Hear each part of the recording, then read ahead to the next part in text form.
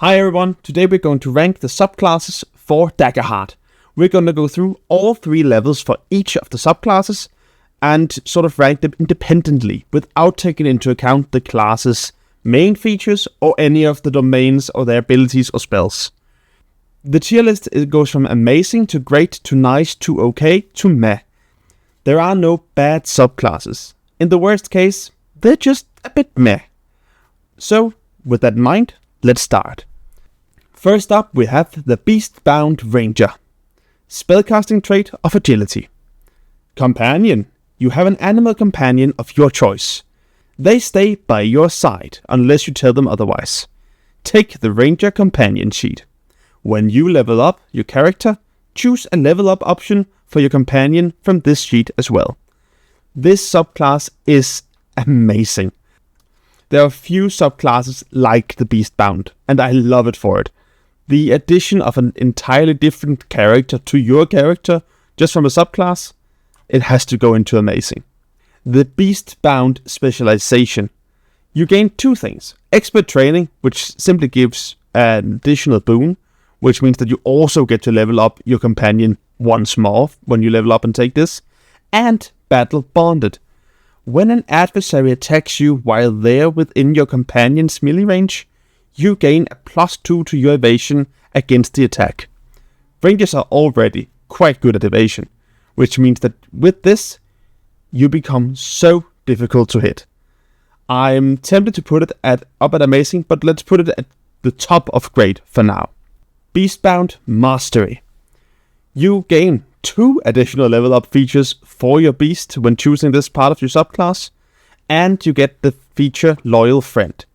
Once per long rest, when the damage from an attack would mark your companion's last stress or your last hit point, and you're within close range of each other, you and your companion can rush to each other's side and take that damage instead. That's so strong, allowing you to take the damage for a beast or the other way around to let you both stay up. It has to go into amazing. It's simply great. Now, onto the Warrior. Call of the Brave. Courage. When you fail a roll with fear, you gain a hope. And Battle Ritual. Once per long rest before you attempt something incredibly dangerous or face off against a foe who clearly outmatches you, describe what ritual you perform and preparations you make. When you do, clear 2 stress and gain 2 hope. Call of the Brave Foundation is a hope machine. The courage feature itself is enough to put it up at great, and with Battle Ritual, I have to put it in amazing. The fact that you gain the resource of hope, which can be used for so many things, even when you don't succeed, that's great. Usually in games such as Daggerheart, there is this fail spiral. When it begins to go wrong, it really goes wrong. So allowing you to gain your hope, even if you fail, that's amazing. Call of the Brave Specialization. Rise to the challenge. You are vigilant in the face of mounting danger. While you have 2 or fewer hit points unmarked, you can roll a d20 as your hope die. This sounds amazing, but it isn't. It's okay, but the fact is, it's still a random chance of rolling great. So even though you gain an additional 8 options on your hope die, that might not do anything. And the fact that it only happens when you're already low on hit points, I can't put it any higher. Lastly, Call of the Brave Mastery. Camaraderie. Your unwavering bravery is a rallying point for your allies. You can initiate a tag team roll 1 additional time per session. Additionally, when an ally initiates a tag team roll with you, you only need to spend 2 hope to do so. This is great, but I have mixed feelings about this level of the subclass. As an idea, it's great. Tag team rolls can really make a scene very interesting and help out a lot, but they are also quite situational. It's rare that you actually need a tag team roll to succeed, so with that in mind, I'll put it in nice. Overall, Call of the Brave is still great, but it generally tampers off after the first level. Call of the Slayer, the second warrior subclass. Slayer. You gain a pool of dice called Slayer Dice. On a roll with Hope, you can place a d6 on this card instead of gaining a Hope, adding the die to the pool. You can store a number of Slayer Dice equal to your proficiency. When you make an attack roll or damage roll, you can spend any number of Slayer Dice, rolling them and adding their result to the roll. At the end of each session, clear any unspent Slayer Dice on this card and gain a Hope per die cleared. This is great if you are in a battling campaign or adventure. The fact that you can gain more damage instead of Hope is kinda great. I would say because it's d6s, I wouldn't necessarily call this amazing. There is a chance that when you add your dice to your pool, you just roll once and don't really affect. But if you roll all 6s, it's an amazing swing in the other direction. So, due to the fact that it can waver that much, I will have to put it at nice. Not great, but nice. But above the Call of the Brave. The Call of the Slayer specialization. Weapon Specialist. You can wield multiple weapons with dangerous ease. When you succeed on an attack, you can spend a Hope to add one of the damage dice from your secondary weapon to the damage roll. Additionally, once per long rest, when you roll your Slayer Dice, re-roll any once. This removes one of the biggest pet peeves of the base subclass features. The fact that ones are no longer an issue at least once per long rest. However, there is a hidden cost to this level of this subclass. You can't have a shield. You have to be using a weapon in each hand to optimally use this subclass. So those two things kinda level out, and I'm gonna place it back into nice. Call of the Slayer, Mastery. Martial Preparation. You're an inspirational warrior to all who travel with you. Your party gains access to the Martial Preparation downtime move. To use this move during your rest, describe how you instruct and train with your party. You and each ally who chooses this downtime move gain a d6 Slayer die. A PC with the Slayer die can spend it to roll the die and add the result to an attack or damage roll of their choice. This is amazing flavor, and I'm so sad that it's at this late of a tier in the game. If it was up to me, I would actually swap this with the specialization feature, simply because it gives more flavor in the combined work with your group. It is quite strong if everyone chooses it, but again, it's a d6. It might only provide a 1. So I'd say it's amazing flavor, but since it happens so late in the game, I can't put it higher than nice. And I actually am going to put it lower than Camaraderie from Call of the Brave. Elemental Origin. Spellcasting trait of Instinct for the Sorcerer. Elementalist. Choose one of the following elements at character creation. Air, earth, fire, lightning, or water. You can shape this element into harmless effects. Additionally, spend a Hope and describe how your control over the element helps an action roll you're about to make. Then either gain a +2 bonus to the roll or +3 bonus to the roll's damage. Very interesting idea for the start of the campaign. You gain a sort of a cantrip level effect where you can sort of use an element. It can be argued that some of the elements are more easily flavored than others. Lightning at level 1 flavoring is slightly difficult, but you are able to do it. And the fact that you can boost yourself with Hope rather than an ally is quite strong. No other class by default can do so. So adding this via your foundation is pretty nice. I'm gonna say this as a setup, that's great. It's pretty great. Elemental Origin Specialization. Natural Evasion. You can call forth your element to protect you from harm. When an attack roll against you succeeds, you can mark a stress and describe how you use your element to defend you. When you do, roll a d6 and add its result to your evasion against the attack. This is brilliant. Stress as a resource for you as a sorcerer is valuable, but if you know an adversary has very strong attacks, doing this as a reaction is amazing, and you can do it as many times as you want, as long as you have stress. I'd call this amazing. It isn't very flavorful by itself, but it grants a lot of utility. The Elemental Origin Mastery. Transcendence.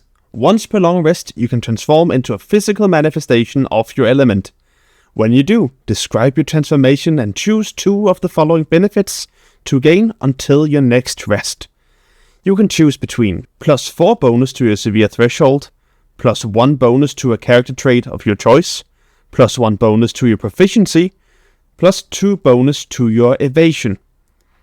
I have mixed feelings about this. The first part of it is cool. There are many options, and the fact that you can swap between them per a long rest is quite nice. My problem with it is it's quite basic. It's basically choices you already made during the level up phase. You just get to do again.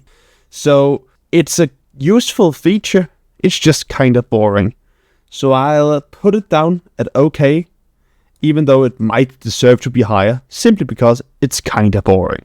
Next up, Divine Wielder for Seraph, with the spellcast trait of Strength. At the foundation level, they get Spirit Weapon. When you have an equipped weapon with a range of melee or very close, it can fly from your hand to attack an adversary within close range and then return to you. You can mark a stress to target an additional adversary within range with the same attack roll. You also gain Sparing Touch. Once per long rest, touch a creature and clear 2 hit points and 2 stress from them. This is such a useful subclass. First of all, Sparing Touch is just a great healing part. It only happens once per long rest though, but still, it's great to give both 2 hit points back and remove 2 stress from them. The Spirit Weapon part is a great feature. The fact that you can now use melee weapons, which generally have some better features because they have the restrictions of being up close, now can be used far away. And the idea that you can mark a stress to hit an additional creature with the same attack roll, that's just amazing. Rolling a crit and then choosing to hit an additional creature with the same crit, chef's kiss. I'm gonna have to say that this is an amazing subclass. The Divine Wielder specialization, Devout. When you roll your prayer dice, you can roll an additional die and discard the lowest result. Additionally, you can use your Sparing Touch feature twice instead of once per long rest. Now, we're not going to go into the prayer dice, which is part of the main class features for the Seraph. Just know that it's quite nice to be able to re-roll the lowest, but not amazing. The addition of using Sparing Touch once more is great. It really makes the Divine Wielder a very great healing subclass, but it's not something that blows off my socks. So I'm gonna have to say that it's okay. It's not anything amazing. The features are great, but yeah, it could have been so much more. Lastly, for the Divine Wielder, the Mastery level. Sacred Resonance. When you roll damage for your Spirit Weapon feature, if any of the die results match, double the value of each matching die. For example, if you roll 2 5s, they count as 2 10s. This is RNG, but it's very cool. The fact that this happens so late in the game makes sense because now with higher proficiency, this can become insanely powerful. However, there is also the chance that it never actually procs.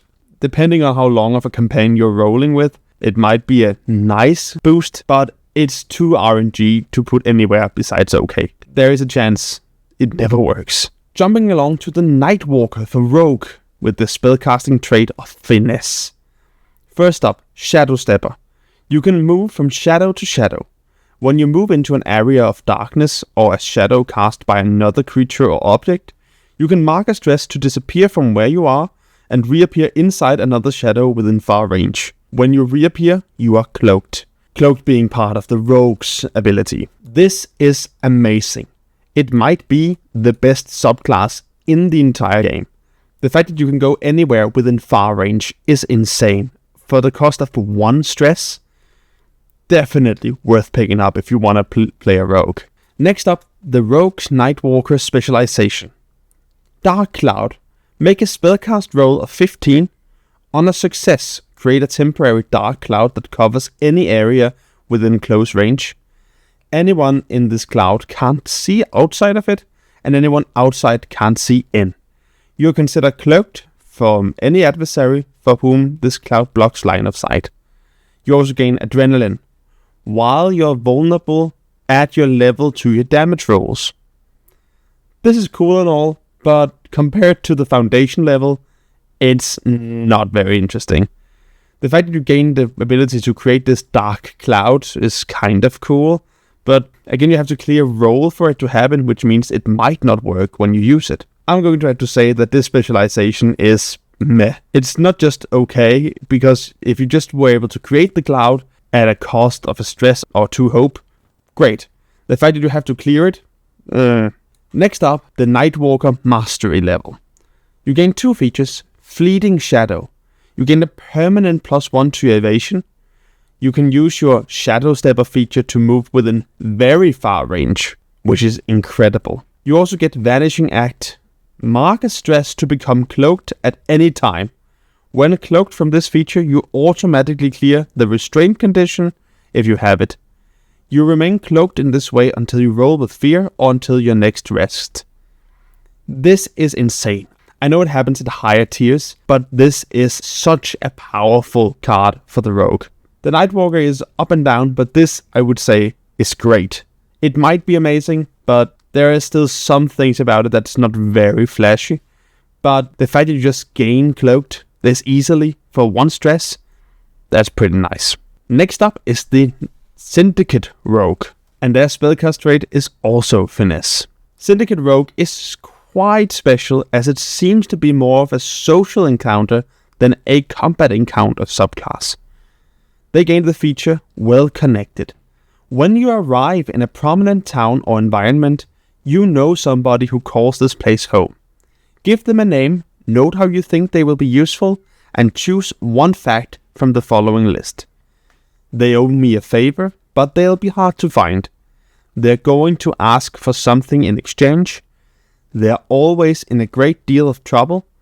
We used to be together, it's a long story. Or we didn't part on great terms.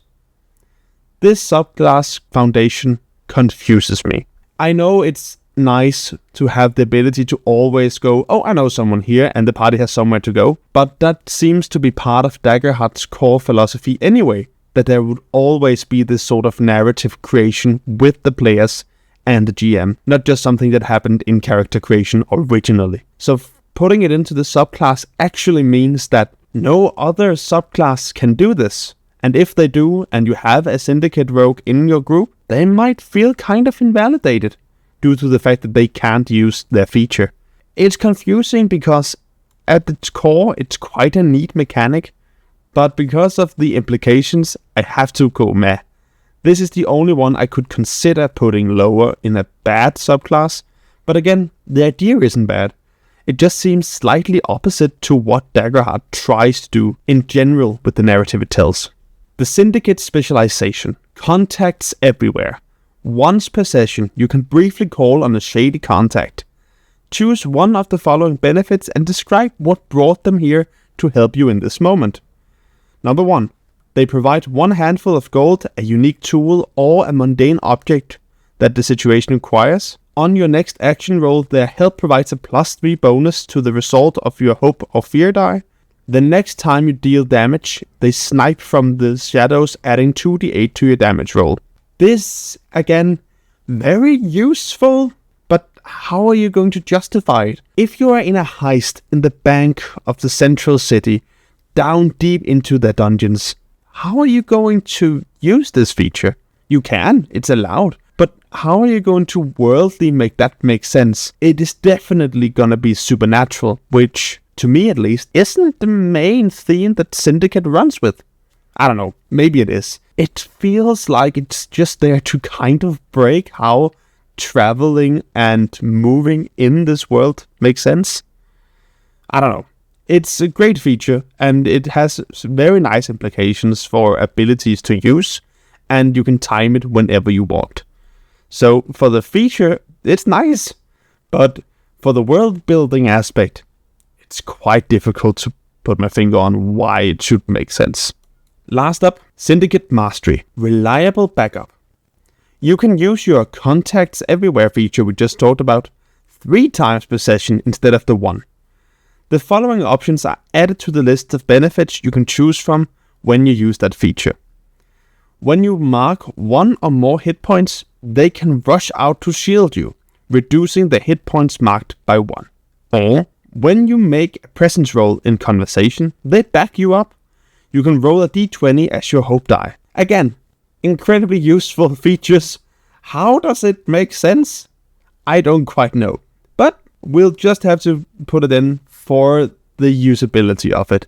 Adding the ability to use your contacts everywhere 3 times is very nice. But it's still quite situational. So I'm gonna have to put it in nice as well. Next up is the Guardian Stalwart. In their foundation you gain 2 features. Unwavering, which allows you to gain +1 permanently to your damage thresholds. And Iron Will. When you take physical damage, you can mark an additional armor slot to reduce the severity. These are pretty nice. The fact that you can use additional armor slots against the same attack makes you quite the tank. But it's also kind of meh. There isn't much in the subclass that makes you go, wow, that's intriguing. It's just utility. I'll put it in nice for now.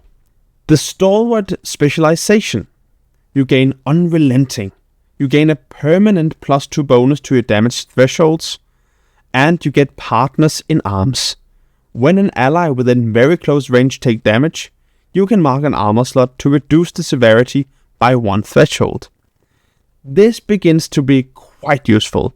Now you're also tanking for others, as well as the slow but steady increases to your damage thresholds really ensures that you are never that low on hit points. You really have to be sure that you never run out of armor slots though, because with this feature, that might become a problem. But as a feature, it's great. It's very useful. The Stalwart Mastery. You gain Undaunted. You gain a permanent +3 bonus to your damage thresholds. And you get Loyal Protector. When an ally within close range has 2 or fewer hit points and would take damage, you can mark a stress to sprint to their side and take the damage instead. This is kind of like the ability I Am Your Shield, but it's still quite nice. You gain the ability to be more of a protector and still be a tank, and still the ability to reduce the damage with all of your armor. I'm gonna say Stalwart Mastery, pretty neat. It's nothing that blows my socks off either, so I'm gonna put it in nice as well. Now to the Primal Origin Sorcerer. They have a spellcast trait of Instinct. As a foundation, they get to manipulate magic. Your Primal Origin allows you to modify the essence of magic itself. After you cast a spell or make an attack using a weapon that deals magic damage, you can mark a stress to do one of the following.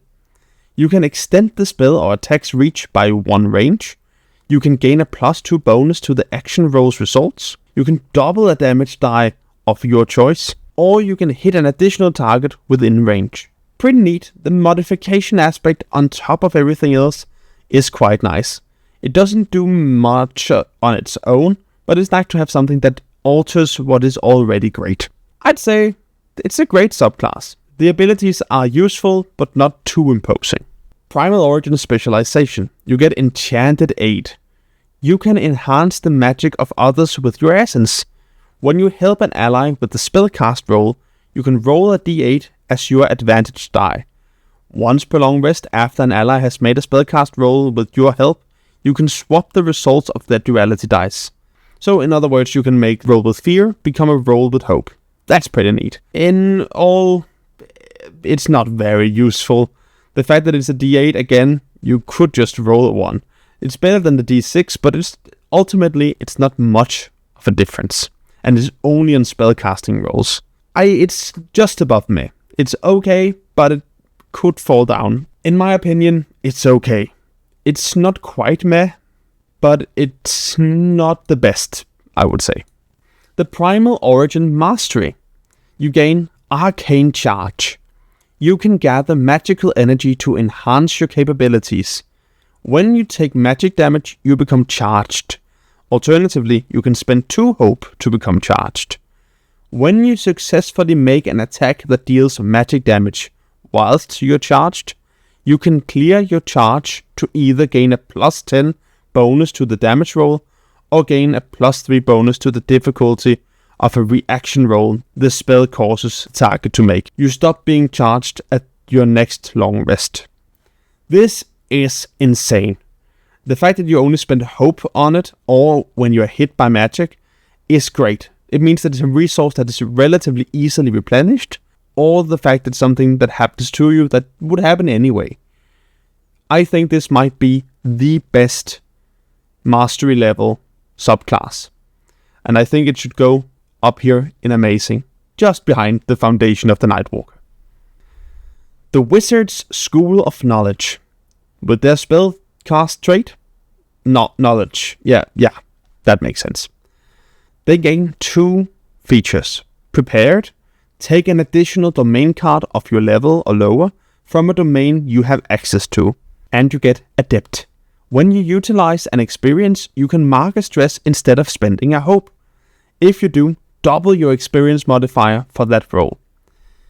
Although I'm not going to talk about the class features themselves, wizards have an ability that allows them to clear stress quite easily, which means that they don't actually care that much about using stress instead of hope. That means that this foundation is even better than I would already say it was. It was going to be great. I think it sneaks into amazing. The additional domain card is also brilliant. You can always use more. School of Knowledge Specialization. You gain 2 features. Accomplished. Take an additional domain card of your level or lower from a domain you have access to. And Perfect Recall. Once per rest, when you recall a domain card in your vault, you can reduce its recall cost by 1. The entire loadout and vault element I'll go through in another video, but generally this just means that the stress cost is reduced by 1. Again, wizards and their stress control is immaculate. It's not as cool as the previous level, but again it's great, and gaining an additional domain card is also brilliant. And especially due to you having so many domain cards, the fact that the recall is going to cost less is great. So great it is. School of Knowledge Mastery. Again, 2 features. Brilliant. Take an additional domain card of your level or lower from a domain you have access to. And Honed Expertise. When you use an expertise, roll a d6. On a result of 5 or higher, you can use it without spending a hope. Principally, it's cool, but hope, especially at higher levels, you're gonna gain quite easily, because you gain it every time you roll with hope. So it's nothing to write home about. The additional domain card is great, but at this high of a tier, you already have quite a bit to work with. So I'm gonna say this is nice, but almost scaling down to okay. Depending on in the future which domain cards are gonna be added in future expansions, this could be even better. But besides that, it's just alright. Now we come to the Guardian Vengeance Foundation. You gain At Ease. Gain an additional stress slot. And Revenge. When an adversary within melee range succeeds on an attack against you, you can mark 2 stress to force the attacker to mark a hit point. This is absurdly great. The fact that you can use this against an adversary which might be hard to hit, and just force them to take damage is great. The fact that you use 2 stress on it isn't that particularly great, but the additional stress you gain from this foundation kinda makes up for it. I'd say it's great, but it isn't amazing. The Vengeance Specialization. Act of Reprisal.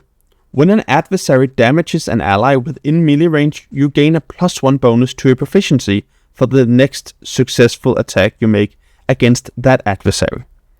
Why this is important is because when you gain an additional proficiency, you roll an additional die when dealing damage.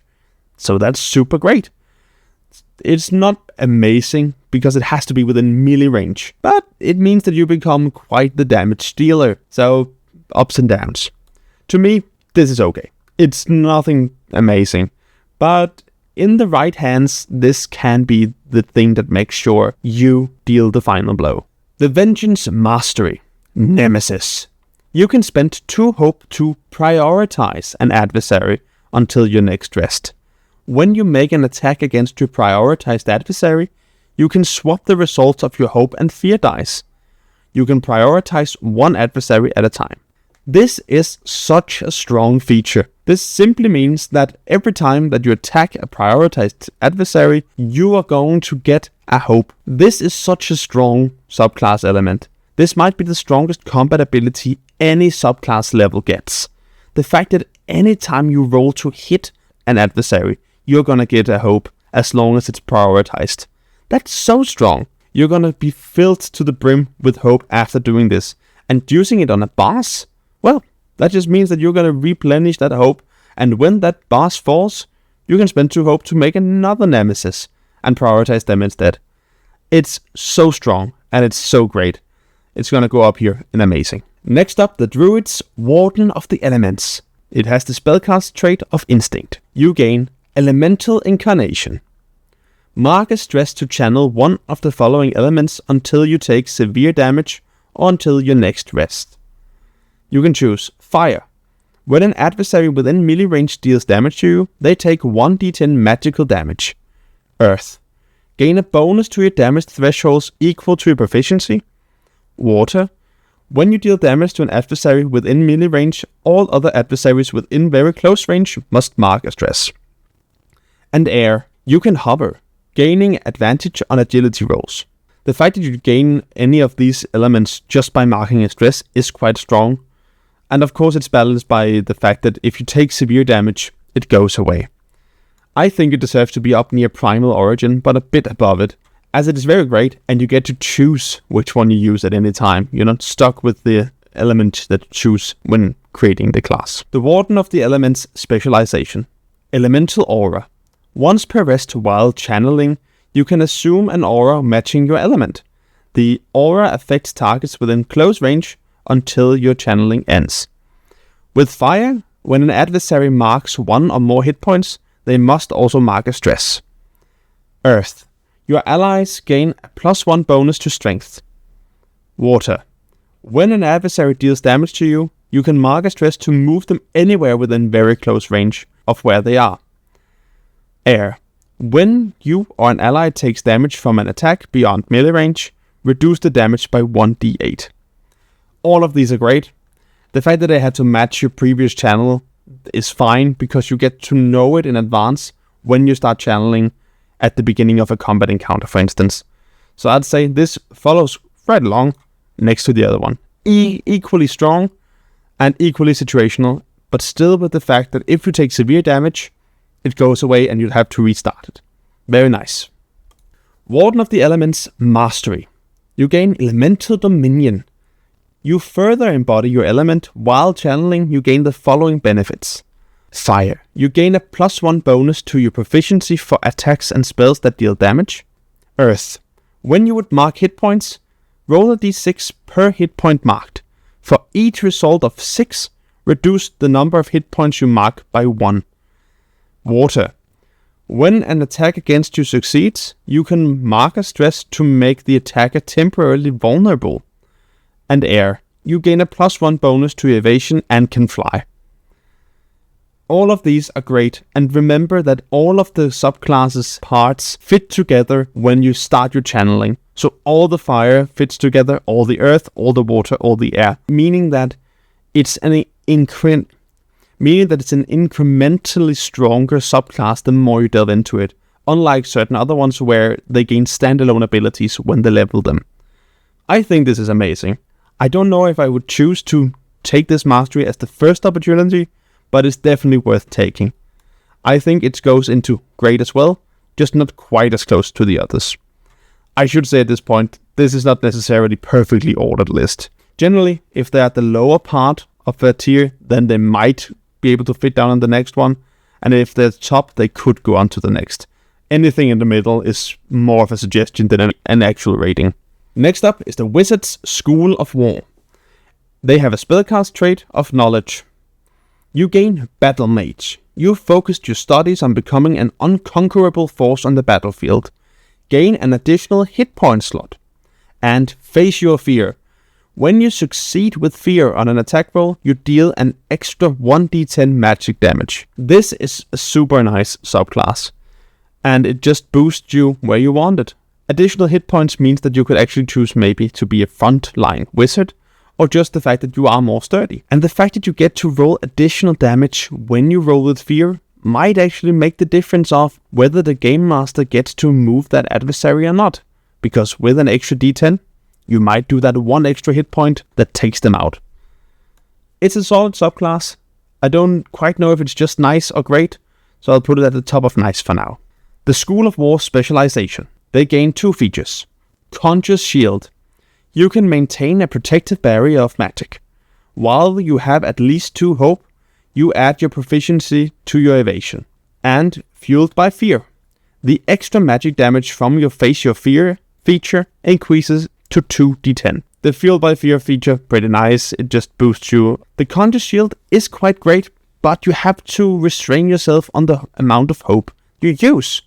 So, it's strong, but it's not necessarily game-breaking. I'd probably put it somewhere in bottom parts of nice. The School of War Mastery. You gain Thrive in Chaos. When you succeed on an attack, you can mark a stress after rolling damage to force the target to mark an additional hit point. And Have No Fear. The extra magic damage from your Face Your Fear feature increases to 3d10. Again, extra damage for something that is gonna happen no matter what. Great. The Thrive in Chaos is quite nice. Again, the fact that you can force hit point damage no matter what is great. It's not game breaking, it's not the strongest, but it's quite nice. I would put this at the top of okay or at the bottom of nice. So let's put it at the top of okay for now. Next up, the Seraph Winged Sentinel with spellcast trait of Strength. They gain Wings of Flight. You can fly. While flying, you can do the following. You can mark a stress to pick up and carry another willing creature approximately your size or smaller, and you can spend a hope to deal an extra 1d8 damage on a successful attack. This is pretty great. There is one slight problem, which is that you have to be flying to be able to spend the hope to deal extra damage, which is a bit weird. It forces a sort of slight dance with the Game Master. For instance, you're in a tight corridor in a dungeon, just to be slightly hovering up under the roof to ensure that you get to do your 1d8 damage. But it's still quite nice. The fact that you can fly at any time, always, is enough to put this at least in great. I don't think it quite clears the bar into amazing, but it's up there. It's quite good. The Winged Sentinel specialization. Ethereal Visage. Your supernatural visage strike awe and fear. While flying, you have advantage on presence rolls. When you succeed with hope on a presence roll, you can remove a fear from the GM's fear pool instead of gaining a hope. This is a bit weird. Generally, the fear pool that Game Master has is a storytelling device that they can use to put up events for the players. In combat specifically, it can be used for adversaries to do specific types of damage or attacks.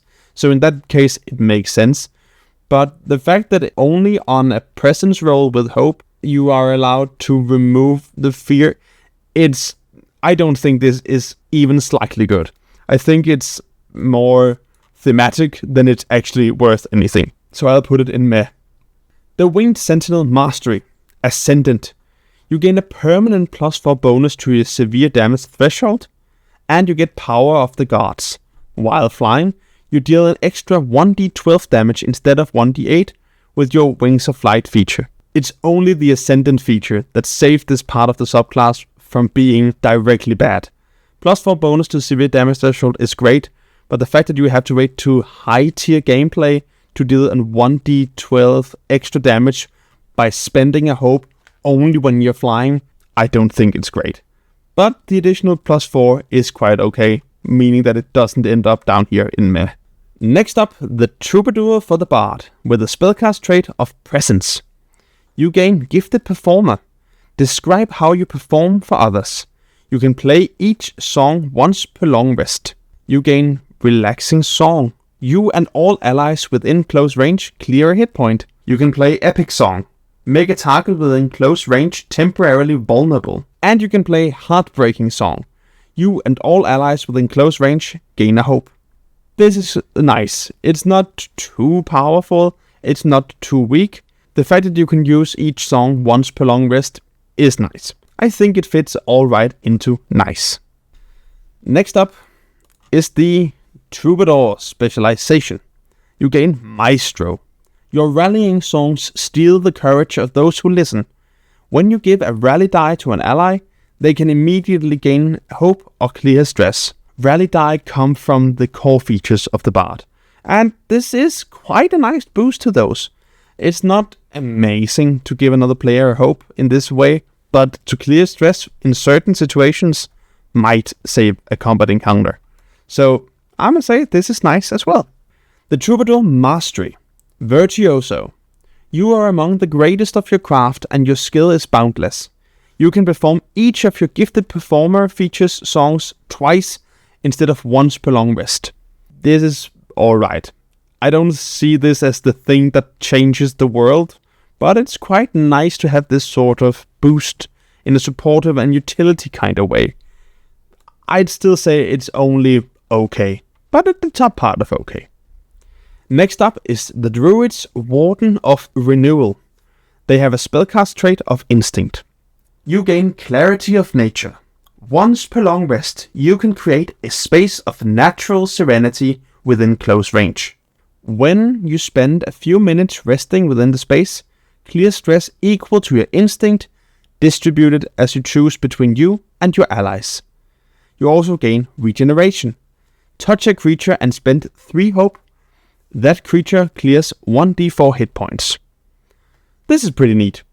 The fact that you have to spend 3 hope to do this, which is basically a minor healing potion, is meh. But the fact that you can do it anytime you have 3 hope and are not limited by amounts per long rest or per session is great. You're most likely only going to have 1 at max 2 long rests per average session. So the fact that the Clarity of Nature only works 1 per long rest is also fine. I think this might be an understated amount of utility granted by a foundation level in a subclass. So I think this should probably go up into great. Next up, Warden of Renewal Specialization. You gain Regenerative Reach. You can target creatures within very close range with your regeneration feature. And you gain Warden's Protection. Once per long rest, spend 2 hope to clear 2 hit points on 1d4 allies within close range. You are the best healer in the game at this point. This is such a nice, slow AoE type of healing, which isn't seen very often, especially not by subclass level. I think this goes into amazing. It's so great. Now for the Warden of Renewal Mastery. Defender. Your animal transformation embodies a healing guardian spirit. When you're in beast form and an ally within close range marks 2 or more hit points, you can mark a stress to reduce the number of hit points they mark by 1. Again, nice of you to be able to assist others around, especially when you're in your presumably either tanking or damaging form in beast form. Very nice. I think this as well goes into the great, maybe at the bottom, but it's quite strong. Next up, the Ranger Wayfinder with the spellcast trait of Agility. You gain Ruthless Predator. When you make a damage roll, you can mark a stress to gain a +1 bonus to your proficiency. Additionally, when you deal severe damage to an adversary, they must mark a stress. And you gain Path Forward. When you're traveling to a place you've previously visited, or you carry an object that has been at the location before, you can identify the shortest, most direct path to your destination. Very nice. This is reminding me of a feat I've seen for Dungeons & Dragons. It's cool, it's nice, it helps you move along the story if you find an artifact from a hidden dungeon or tomb or whatever. The Ruthless Predator, very nice as well. The fact that you gain to add an additional die via the proficiency is pretty neat, and also helps you deal severe damage, which means that they will mark stress. Remember, when your stress is full, you become vulnerable and people have advantage against you. It's pretty strong. So I think this goes into great at the top somewhere. Wayfinder Specialization. Elusive Predator. When your focus makes an attack against you, you gain a +2 bonus to your evasion against the attack. Focus is part of the Ranger core class features. I think this is maybe not meh, but it's just okay. +2 to evasion is something that you could almost just choose by leveling up the features instead. So I can't see this going any higher than the bottom of okay. Wayfinder Mastery. You gain Apex Predator. Before you make an attack roll against your focus, you can spend a hope. On a successful attack, you remove a fear from the GM's fear pool. This is, in my opinion, the definition of meh. As far as I can see it, it's the worst ability in the game. When you read this for the first time, when you reach the levels where you could actually choose it, I would feel so sad. Last up, we have the Bard Wordsmith, with the spellcast trait Presence. You gain Rousing Speech. Once per long rest, you can give a heartfelt, inspiring speech. All allies within far range clear 2 stress. You also gain Heart of a Poet. After you make an action roll to impress, persuade, or offend someone, you can spend a hope to add D4 to the roll. This is pretty neat. Nothing impressive per se, but it's very nice. I'm gonna have to say this goes somewhere in the nice category. The Wordsmith Foundation. Eloquent. Your moving words can boost morale. Once per session, when you encourage an ally, you can do one of the following. You can allow them to find a mundane object or tool they need. You can help an ally without spending hope. Or you can give them an additional downtime move during their next rest. The fact that this can only happen once per session is not that great. Okay. You can read this card in 2 ways, one making it relatively good, and the other making it quite bad. It is the once per session part. If it's once per session per ally, it's quite neat. If it's once per session total, it's incredibly bad. I have chosen to read it as once per session per ally, but let me know what you think. If that's the case and it's once per session per ally, I think it goes into the nice category, maybe even into great. It is the best, but it's quite nice. The Wordsmith Mastery. Epic Poetry.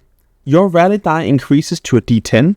Additionally, when you help an ally, you can narrate the moment as if you were writing the tale of the heroism in a memoir.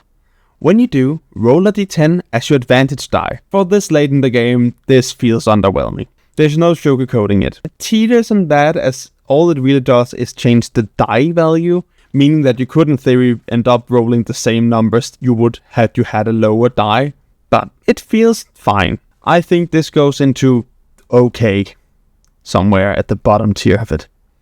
And there you have it. Those were all the core subclasses you could find in the Daggerheart rulebook.